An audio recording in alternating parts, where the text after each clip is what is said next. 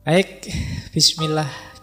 Kita awali dengan kecerdasan emosi. Saya awali dengan dongeng saja ya, kalian biar seneng. Ben yang ngantuk tambah ngantuk.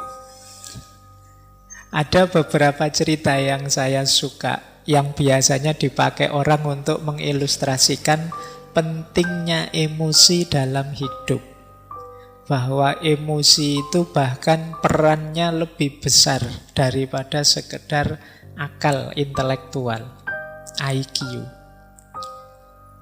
Cerita pertama biasanya cerita tentang yang dipakai untuk menjelaskan kecerdasan emosi ini, cerita tentang seorang mahasiswa. Jadi ada cerita seorang mahasiswa yang di barat cerdasnya luar biasa. Mahasiswa ini mungkin IPK-nya sudah perfect 4. Berarti nilainya A terus. Zaman saya kuliah dulu bahkan ada nilai yang A+. Jadi itu berarti lebih dari A. Nah, mahasiswa ini nilainya perfect terus. Tapi kemudian ada satu peristiwa yang membalik nasibnya. Padahal orang menganggap ini masa depannya mesti cerah ini. Anak ini jenius, pinternya luar biasa. Nah, peristiwa yang membalik nasibnya ini adalah satu ketika ada seorang dosennya yang memberi nilai amin. Jadi dikasih nilai A ya kurang sedikit lah. Kalau teman-teman kan dikasih amin itu sudah sujud syukur. Karena biasanya dapatnya E, dapat B, dapat amin, alhamdulillah mungkin gitu. Tapi karena dia ini selalu dapat A, begitu dapat amin, tidak terima dia. Karena dia nganggap aku ini perfect kok, dapat amin, salahku di mana? Kalau hari ini mungkin sudah WA dosennya. Nah, cuma anak ini, saking marahnya, kemudian pulang, ambil senjata di rumah, balik ke kampus, dosennya ditembak, tewas. Nah, jadi dia sangat cerdas secara IQ, akalnya, tapi secara emosi dia sangat lemah, sangat rendah. Nah, ini cerita pertama. Bagaimana emosi bisa mengubah nasib kita dalam sekejap. Semula orang membangga-banggakan ini masa depannya cerah, tiba-tiba hanya karena nilai amin tadi masa depannya terbalik sekarang. Mungkin urusannya terus penjara, dia di penjara lama. Cerita kedua. Kita ke Cina sekarang. Kalau tadi dari Amerika, dari Barat, kita ke Cina. Ada cerita yang saya ingat dari Genghis Khan. Genghis Khan ini dulu pernah kita bahas ya secara khusus, orang hebat.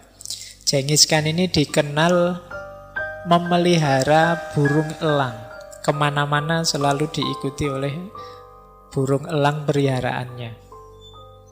Nah, satu ketika dalam perjalanan penaklukan, Genghis Khan ini kehausan. Akhirnya dia mencari sungai untuk minum air.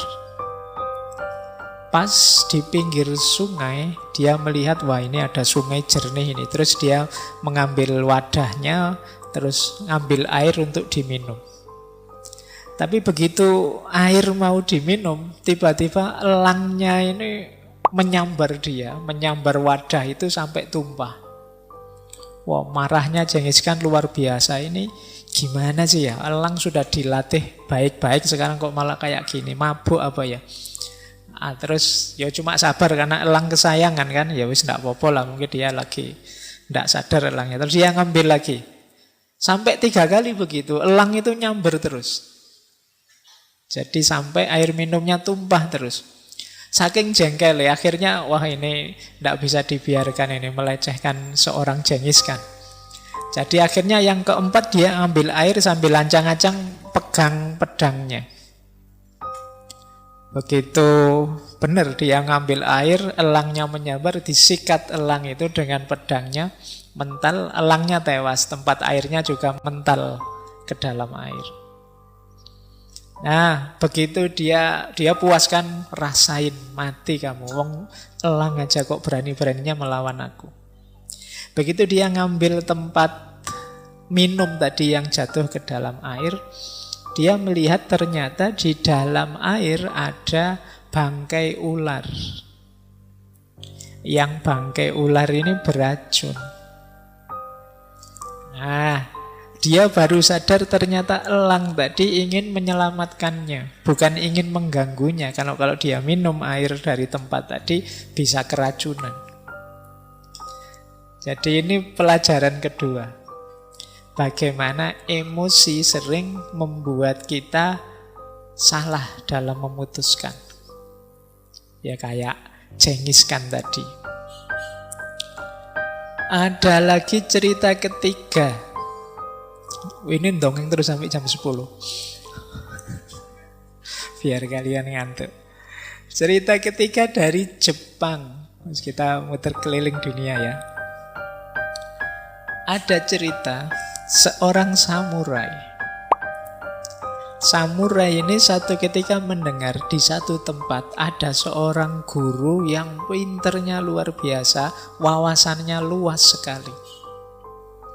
Nah, samurai ini satu ketika penasaran, aku ingin ngetes guru ini. Pinter bener enggak sih seperti katanya orang-orang? Nah, datanglah samurai ini ke tempatnya guru tadi. Begitu ketemu guru, dia ngetes, tanya, wahai guru, sampean kan orang pinter, dikenal orang bijaksana. Kalau memang pinter, coba jawab pertanyaan saya. Apa itu surga, apa itu neraka? Nah, terus guru ini terus ngomongnya malah nyelekit.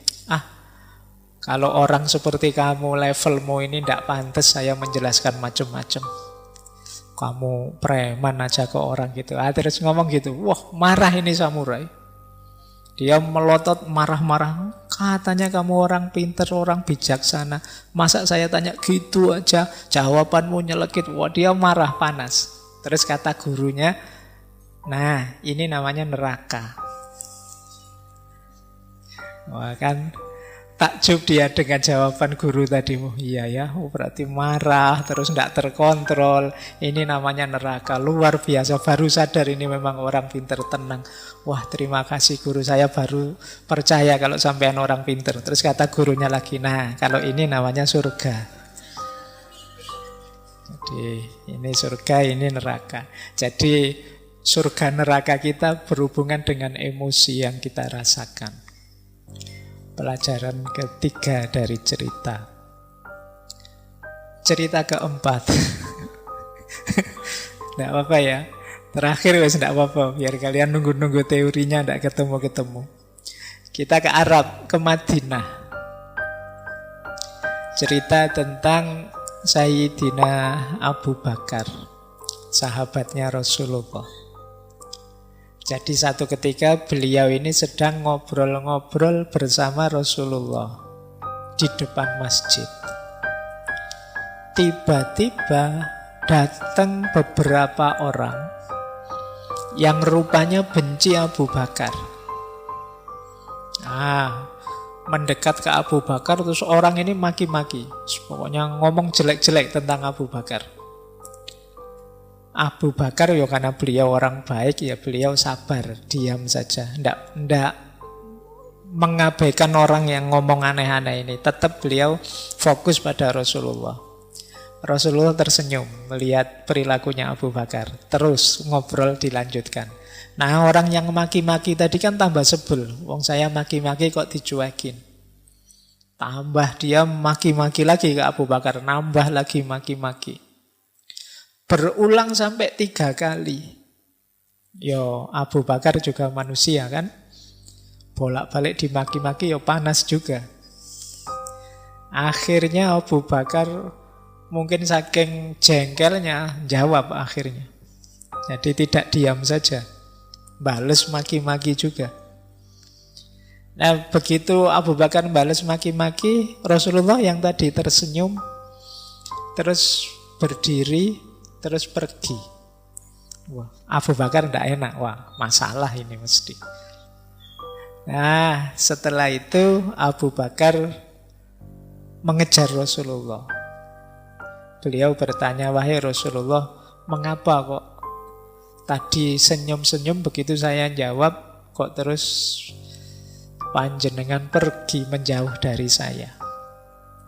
Kata Rasulullah, tadi waktu engkau dimaki-maki dan sabar diam saja, malaikat-malaikat hadir di sekelilingmu. Jadi supportermu, mendukungmu sepenuh hati dalam kesabaranmu. Nah, aku juga jadi kerasan karena malaikat banyak hadir. Tapi begitu engkau bales, begitu engkau juga ikut-ikutan maki-maki, ya malaikatnya pergi. Setan-setan yang datang. Yo, karena yang datang setan-setan, ya aku pergi.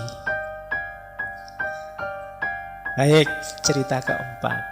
Jadi kelihatan ya, paling tidak dari cerita-cerita tadi bahwa emosi itu penting. Dia bisa membalik nasib kita. Dia bisa menentukan keputusan kita. Seperti cerita Genghis Khan tadi. Dia bisa jadi surga atau neraka kita seperti cerita samurai tadi. Dia bisa menghadirkan malaikat atau menghadirkan setan. Nah, itu ceritanya. Sekarang kita masuk ke teorinya. Emotional quotient. Kecerdasan emosi. Apa sih kecerdasan emosi itu? Jadi orang yang cerdas secara emosi adalah orang yang mampu dan kuasa untuk mengenali dan memahami emosinya. Ini yang pertama. Jadi paham emosinya. Jangan dikira ini mudah loh. Banyak orang yang tidak mengenali emosinya. Banyak orang yang marah tapi tidak tahu kalau dia marah atau tidak sadar kalau dia marah. Mas, mbok jangan marah gitu. Siapa yang marah? Nah, itu kan namanya tidak sadar kalau dia marah. Jadi orang yang cerdas emosi itu bisa menjelaskan dirinya. Dia paham dirinya. Ini saya sedang marah ini. Saya sedang gembira ini. Saya sedang sedih ini. Kan banyak orang yang menyangkal emosinya sendiri. Wah, kamu jatuh cinta ya? Enggak, katanya siapa? Tapi tiap hari stalking, lihat Facebooknya, lihat. Nah, jadi paham emosinya dan bisa menggunakannya secara pas. Baik untuk membereskan dirinya maupun saat berhubungan dengan orang lain. Ini namanya cerdas secara emosi. Yo, diri sendiri dan yang lain. Karena nanti ada kalanya orang itu bagus untuk dirinya sendiri, tidak bagus untuk orang lain. Atau sebaliknya, bagus untuk orang lain, tidak bagus untuk dirinya sendiri. Kalau dalam etika filsafat itu, orang yang bagus untuk dirinya sendiri tapi buruk untuk yang lain, namanya orang egois. Ada orang yang mengorbankan dirinya untuk orang lain, berarti kan bagus untuk orang lain, tapi jelek untuk dirinya, namanya orang altruis. Jadi, orang cerdas emosi itu imbang. Ya baik buat dirinya, baik juga buat orang lain, dan dia paham tentang emosi-emosi yang ada dalam dirinya. Itu ada datanya kalau teman-teman mahasiswa ingin mendalami. Istilah ini pertama kali digunakan oleh Peter Salovey dan John Mayer. Tapi yang paling mempopulerkan istilah ini ya Daniel Goleman. Teman-teman insya Allah yang mahasiswa pasti pernah dengar nama ini dengan bukunya Emotional Intelligence. Why it can matter more than IQ. Terjemahannya dalam bahasa Indonesia sudah ada. Bajakan bukunya juga ada. Ya, sekarang buku baru itu sedih penerbitnya. Bajakannya lebih cepat daripada sini masih belum jadi yang dijual bajakan itu sudah rame. Yang penerbitnya belum laku satu pun malah yang bajak sudah ratusan eksemplar. Nah, tempatnya di mana kecerdasan emosi kalau pakai teori neuroscience posisi otak? Otak kita itu kan ada 3 bagian. Ada bagian luar, ada bagian dalam, ada bagian bawah. Bagian paling luar itu namanya neokortek. Di situ tempatnya mikir, merenung, refleksi. Jadi IQ, reason, itu ada di neokortek. Nanti bagian dalam ada limbic system. Di situ emosi-emosi. Ada yang paling bawah namanya reptilian complex atau akal reptil. Kalau ini insting.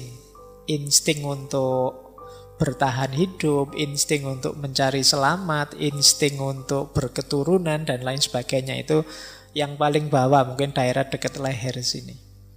Ada yang lebih dalam untuk emosi-emosi namanya limbic system.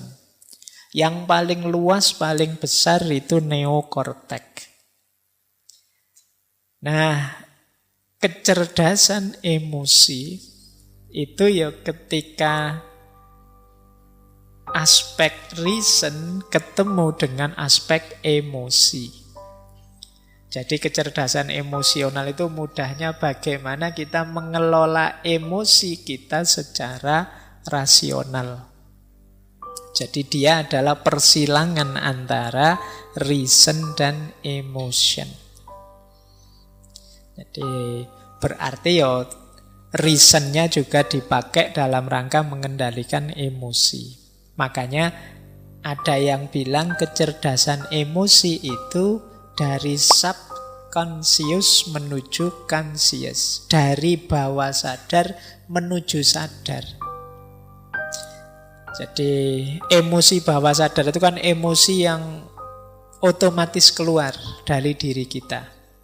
Ini kalau tidak dikendalikan oleh reason, oleh unsur neokortek tadi, ya kadang-kadang meleset tadi. Seperti Genghis Khan tadi, dia karena tidak mikir dulu ini kenapa sih elang ini yang biasanya patuh, biasanya jadi pembantu kok malah ngerusak, ada unsur apa? Yang dia mendahulukan subconsciousnya, dorongan dalam diri, dorongan kemarahannya, ya akhirnya menemukan kemalangan karena dia tidak berpikir panjang. Jadi kecerdasan emosi itu bagaimana dorongan bawah sadar kita kendalikan secara sadar.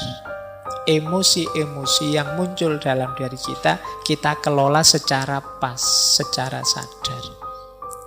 Inilah kecerdasan emosi. Ini untuk yang ini silahkan nanti yang ingin belajar neuroscience tentang konstruksi akal kita. Baik, saya lanjutkan. Tidak berlama-lama di situ nanti teman-teman puyeng.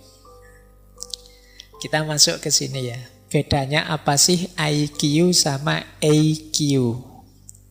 Kalau teman-teman tes-tes di mana-mana kan biasanya ada TPA. Itu kan kebanyakan menguji IQ kita. Kalau IQ ya titik beratnya pada logika, analisis, dan relatif permanen. Jadi tingkat kecerdasan kalau aspek IQ ini relatif, makanya ketika diukur bisa, oh IQ-nya sekian, IQ-nya sekian. Itu bisa karena relatif permanen. Nah, beda dengan emotional quotient. Beda dengan kecerdasan emosi. Kalau kecerdasan emosi ini tidak paket, tidak harga mati. Dia bisa dipelajari, bisa dikembangkan. Pak, saya emosinya sudah terlanjur pemarah ya Pak. Ya sudah, berarti saya sudah kayak gini. Tidak ada paket jadi. Kalau emosi, dia bisa dibiasakan. Saya orangnya memang cengenges-cengenges gini Pak, ya sudah paket dari sana misalnya. Nggak ada paket kalau emosi. Kalian bisa jadi orang pemarah, bisa jadi orang penyabar kalau mau. Ya kalau nggak mau ya terkecuali, tapi kalau mau pasti bisa. Pak, saya itu nggak telaten yang gitu-gitu. Kalau mau pasti bisa. Telaten itu bisa dilatih. Jadi kalau urusan emosi bisa kita kendalikan, dan jangan khawatir kalau katanya Goleman malah bisa lebih 80% kesuksesan hidup itu ditentukan oleh emotional quotient, kecerdasan emosi. IQ hanya sekitar 4%.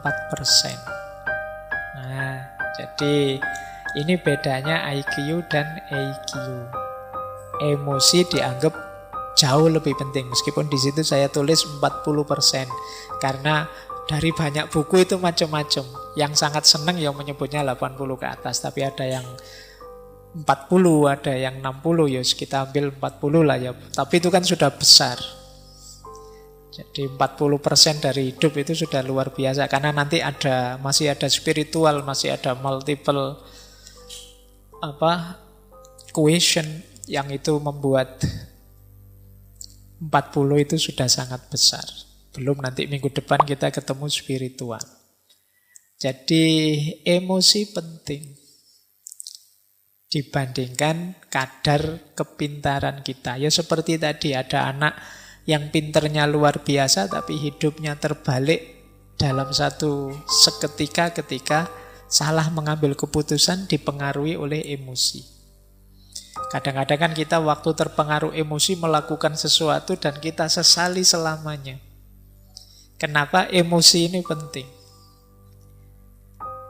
Nah, ini asumsi-asumsinya. Jadi asumsi itu dasar berpikirnya. Kenapa kok terus ada kecerdasan emosi? Yang pertama, dalam hidup ini sebenarnya emosi itu lebih mewarnai kita. Jadi kita itu menanggapi sesuatu biasanya yang muncul dulu itu rasa atau emosi kita. Mungkin ada teman-teman atau bapak ibu yang belum pernah ke sini itu. Begitu masuk ke sini itu kan yang keluar dulu kan emosinya. Mungkin seneng, mungkin kaget, mungkin macam-macam. Itu kan emosinya dulu.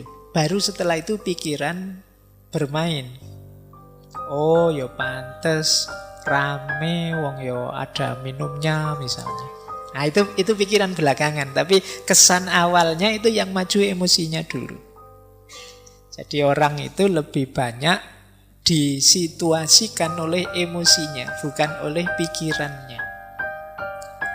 Jadi kalian seneng dulu misalnya yang suka ngaji ini, suka dulu dengan ngaji ini, alasannya belakangan.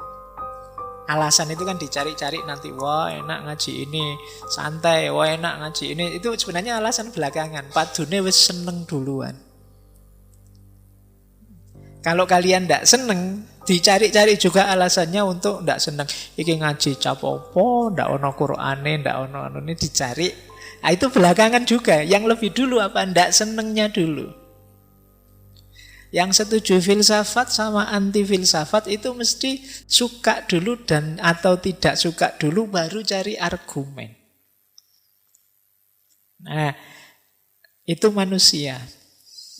Jadi manusia itu lebih disituasikan oleh perasaan dan emosinya. Baru kemudian pikiran masuk. Meskipun tidak harga mati seperti saya bilang tadi. Bisa saja nanti setelah mikir dalam, wah keliru saya kalau seneng. Harusnya saya kritis ini. Nah ini belakangan tapi bisa diubah.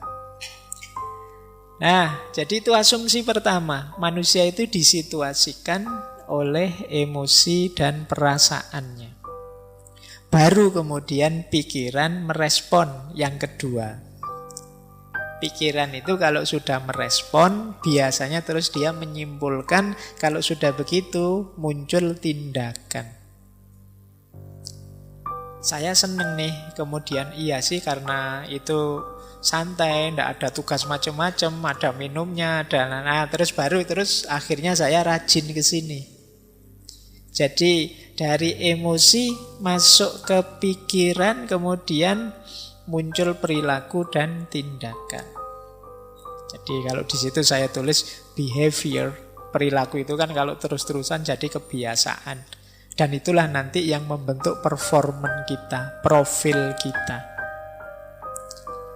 Baik, jadi rumusnya itu kalau emotional quotient. Jadi manusia itu disituasikan oleh emosinya, setelah itu pikiran merespon, dari situ muncul tindakan, dari tindakan itulah lahir performan, perilaku nyata dia, dan terakhir ini juga bukan harga mati. Kalau kemudian dia pikir, saya seharusnya tidak begitu, saya seharusnya tidak begini ya, bisa dibiasakan ulang. Yang semula rajin bisa kemudian, saya tidak usah ikut ngaji lagi saja, tidak ngaji lagi, itu bisa. Tidak ada harga mati kalau manusia, dimensi batinnya. Baik, jadi ini asumsi-asumsinya. Nah, saya lanjut. Ini ciri-cirinya, ini umum saja ya. Semoga tidak ada yang tersinggung.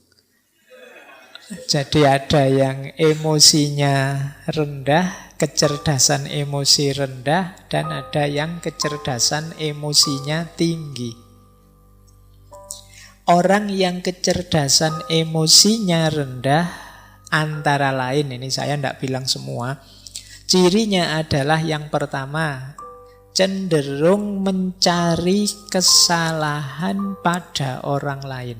Kalau dia merasa tidak nyaman secara emosi, selalu mencari kambing hitam. Siapa ya yang membuat aku gelisah? Siapa yang membuat aku ruwet kayak gini? Selalu mencari keluar. Nah, ini ciri-ciri emosinya rendah. Paling tidak dia membiarkan dirinya disulitkan, direpotkan, digelisahkan oleh orang lain. Berarti dia tidak mampu mengontrol dirinya. Seperti kemarin-kemarin kan sering kita bilang bahwa kamu itu sakit hati atau tidak tergantung dirimu, tidak tergantung orang lain. Kalau ada orang lain kok bisa membuatmu segelisah itu, ya salahmu sendiri, kamu mau digelisahkan oleh dia. Nah, jadi cenderung menyalahkan orang lain. Yang kedua, tidak mampu mengungkapkan perasaan. Seneng tapi tidak berani mengungkapkan bahwa aku suka. Benci tapi takut mau bilang aku tidak suka. Ini daya kontrol emosi kita tidak bagus. Tidak cerdas mengungkapkan apa yang kita rasakan. Pak, saya tidak nyaman loh Pak ngaji kayak gini nih, tapi saya tidak berani ngomong lah. Nanti kalau saya ngomong diketawain orang semasjid ini misalnya. Itu ada sering kita itu dilanda kendala untuk mengungkapkan apa yang kita rasakan. Ya kita sulit milih ekspresi yang pas, diksi yang sesuai, yang tidak menyakiti orang seperti apa. Itu kita sulit milih. Ini berarti kemungkinan memang daya kecerdasan emosi kita perlu ditingkatkan lagi. Yang ketiga, suka menyerang, menginterupsi, mengkritik, memberi cap orang lain. Agresif ke orang lain. Ini ciri-ciri kecerdasan emosinya kurang tinggi. Saya mau bilang rendah kok sungkan.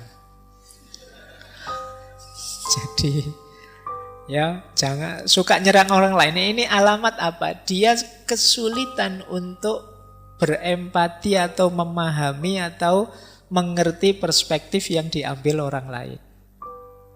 Jadi dia hanya merasa satu-satunya yang benar ya versiku. Akhirnya yang lain dianggap salah semua, dikritiki, diserang terus yang lain.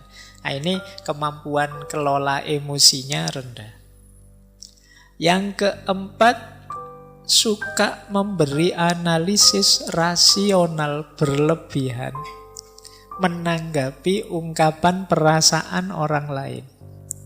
Nah, ada enggak teman-teman yang punya teman ketika kita sedikit curhat padanya, kita curhat 3 detik, dia nasihatnya setengah jam. Ya. Aku itu loh kok perasaanku enggak nyaman ya. Wah, terus kita nasihati, ya hidup itu memang begitu, ada teori ini ada. Iya.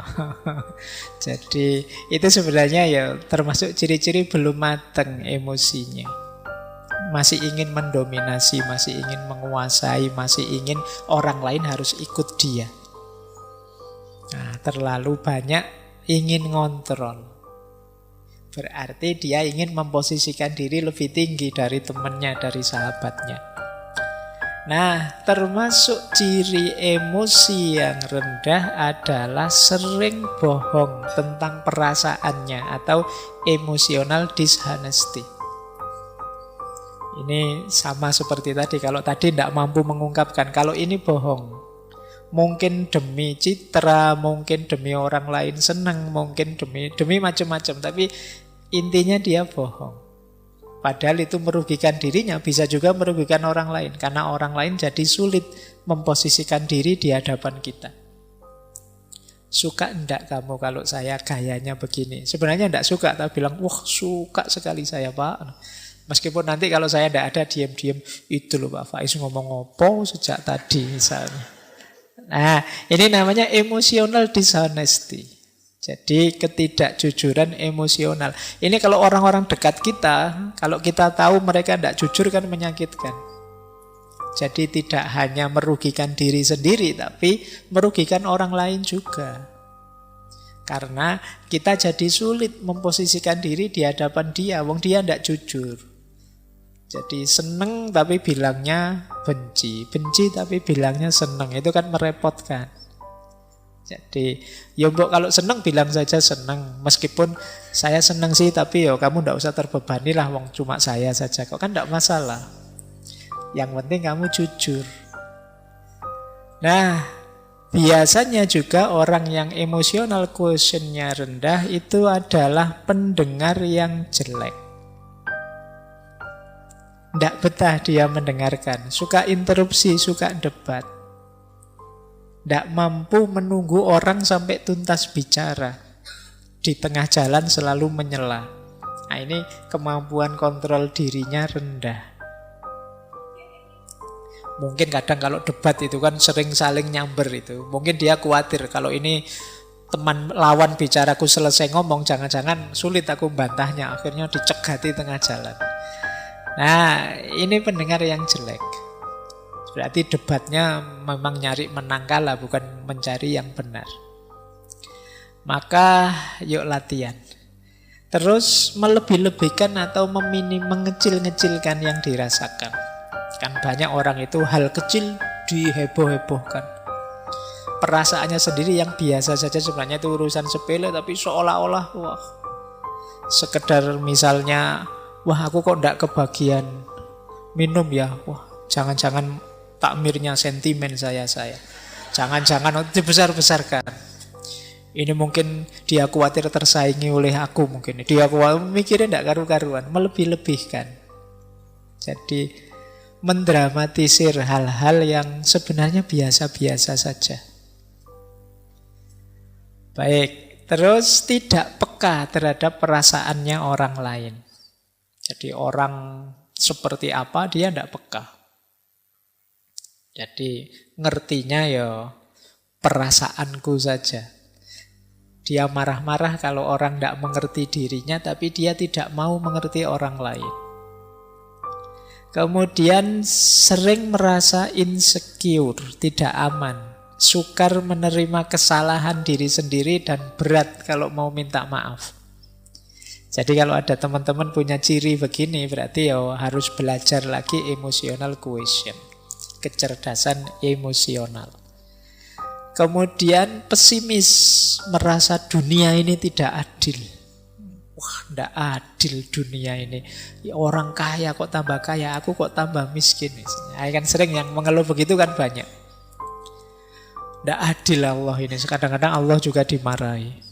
Nah, ini hidup pesimis. Apa maunya Allah itu? Saya kemarin baca di mana itu. Apa yang dipikirkan Tuhan itu kan gitu. Kan banyak yang komplain dengan kalimat-kalimat begitu. Baik, jadi pesimis, sukanya mengeluh. Yang dilihat yang buruk-buruk, yang jelek-jelek saja. Ini ciri-ciri emosional kecerdasannya rendah. Kemudian kaku, tidak luwes. Jadi sulit beradaptasi terhadap perubahan-perubahan dalam hidup. Orang yang kaku itu kan berat, mudah patah. Maka jadilah orang yang tangguh. Tangguh itu bukan berarti kaku. Kalau pakai ilustrasi biasanya orang berilustrasi kayak sabuk. Sabuk itu kan lentur. Jadi kadang-kadang dipakai di gigi satu ya bisa, di gigi dua bisa. Kalau kita sedang kerempeng ya masih bisa pakai yang gigi paling awal. Nanti kalau sudah agak makmur bisa. Luwes sabuk itu dipakai seperti apa saja bisa. Karena apa? Dia lentur. Beda dengan yang kaku. Tombak misalnya, itu kan tidak bisa dilipat, tidak bisa ditekuk. Kalian bawa tombak naik motor ya malang-malang tidak karu-karuan. Karena apa? Kaku, mudah patah. Tapi kalau pakai sabuk gampang. Itu maka orang-orang yang emosinya tidak bagus, cara pengendaliannya ya dia biasanya kaku. Sulit sekali dinego, sulit sekali dilembutkan.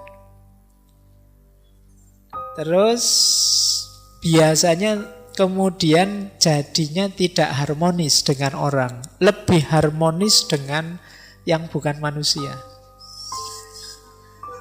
Iya. Dengan koleksinya, dengan binatang kesayangannya. Sampai kemarin ada yang menikah sama kambing itu ya. Mungkin dia sudah putus asa dengan manusia, itu dia. Jadi kenapa ada orang putus asa dengan orang lain? Karena dia sendiri sulit membangun relasi yang harmonis dengan orang lain. Dia menyangkal fakta bahwa kita ini makhluk sosial yang tidak bisa hidup sendiri. Nah, jadi itu di antara ciri. Kalau ada orang kok lebih sayang dengan motornya, dengan mobilnya daripada keluarganya, anaknya, istrinya, itu kemungkinan ada masalah dalam relasi. Terus puas kalau bisa menghina orang lain, mengalahkan orang lain. Kadang-kadang dibela-belain dengan bikin hoax, bikin kebohongan. Yang penting musuhku kalah. Nah, ini berarti orang yang lemah secara emosi. Kebalikannya kalau orang yang kecerdasan emosinya tinggi, itu ya kebalikan ciri-ciri tadi. Dia tidak takut mengungkapkan apa yang dirasakan. Kalau iya bilang iya, kalau tidak bilang tidak. Kemudian tidak didominasi oleh perasaannya. Orang bisa takut manusiawi, tapi jangan didominasi oleh rasa takut. Orang bisa kecewa, ya wong manusiawi, tapi jangan terus hidupmu hancur gara-gara satu kekecewaan kecil. Jadi tidak didominasi oleh perasaan. Kemudian mampu membaca isyarat-isyarat, tidak hanya kata-kata. Ini hubungannya dengan kepekaan tadi.